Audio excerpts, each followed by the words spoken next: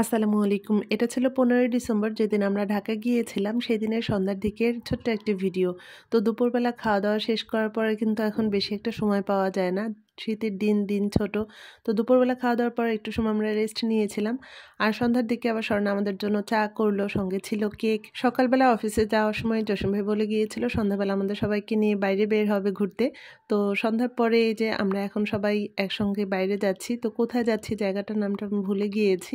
তবে যেখানে যাচ্ছি সেই জায়গার কাবাব নাকি অনেক জনপ্রিয়। তো সেখানে আমাদের সবাইকে কাবাব খেতে নিয়ে যাচ্ছে জসিম ভাই। কোথাও বেড়াতে গেলে আপনাদের ভাইয়া বাসায় বসে থেকে সময় নষ্ট করতে চায় না। সে বলে বেড়াতে এসেছি, ঘরে বসে সময় নষ্ট করব কেন, ঘুরে বেড়াবো। তো আজকে একবার আহসান মঞ্জিলে যাওয়ার কথা বলেছিল আপনাদের ভাইয়া। আহসান মঞ্জিল আমার ননদের বাসা থেকে খুবই কাছে। আর যাওয়াটা ক্যান্সেল হয়েছে যে আমরা ভেবেছি আগামী দিন ১৬ ডিসেম্বর জসিম ভাইয়ের অফিসও বন্ধ আছে, সবাই একসঙ্গে ১৬ ডিসেম্বর ঘুরতে বের হবো। আর কাছাকাছি যেহেতু আমরা আহসান মঞ্জিলেই ঘুরতে যাব। এই কারণে আজকে আর আহসান মঞ্জিলের ওইদিকে যাওয়া হলো না। তো সন্ধ্যার পরে যে বাসার কাছাকাছি আমরা এখানে চলে আসলাম খাওয়া দাওয়া করতে। তো এখানের আর কি পুরান ঢাকার মানুষরা কাবাব, বিরিয়ানি, তেহারি এই খাবারগুলো অনেক বেশি পছন্দ করে। আর এখানে অনেক ধরনের কাবাব পাওয়া যায় আর কি পুরান ঢাকার এই পাশটায় আর কি এই খাবারগুলো অনেক বেশি মজারও হয়।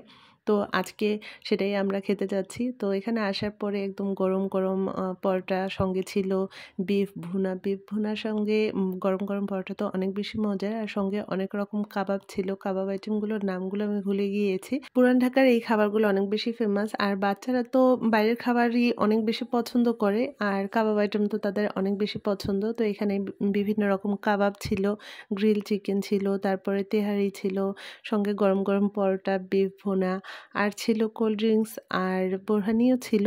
আর আবার জসিম ভাই আবার ফিরনি অর্ডার করলো। তো এত কিছু কিভাবে খাবো? দুপুরবেলা খাওয়া-দাওয়ার পরে তো বেশি একটা সময় পাইনি। আর এখন শীতের দিনটা এত ছোট, দুপুরবেলা খাওয়া-দাওয়া শেষ করতে না করতে দেখা যায় সন্ধ্যা হয়ে যায়। আর সন্ধ্যাবেলা তো আবার আমরা কেক, তারপর চা খেয়ে বের হয়েছি। পুরান ঢাকার আরেকটা খাবার আমার অনেক বেশি পছন্দ, যেটা বরিশালে পাওয়া যায় না, সেটা হচ্ছে বাকরখানি। বাকরখানিটা আমার খুব ভালো লাগে। তো এরপরে এই তো খাওয়া-দাওয়া শেষ করে এখন বাসায় ফেরার পালা। আর সবকিছুই তো ভালো লাগে, তবে ঢাকার এই যানজটটা আমার কাছে অনেক বেশি খারাপ লাগে। যেটা আর কি বাসার মধ্যে যতক্ষণ থাকি ততক্ষণ ভালো লাগে, তবে বাইরে বের হলে আমার খুব অস্বস্তি লাগে।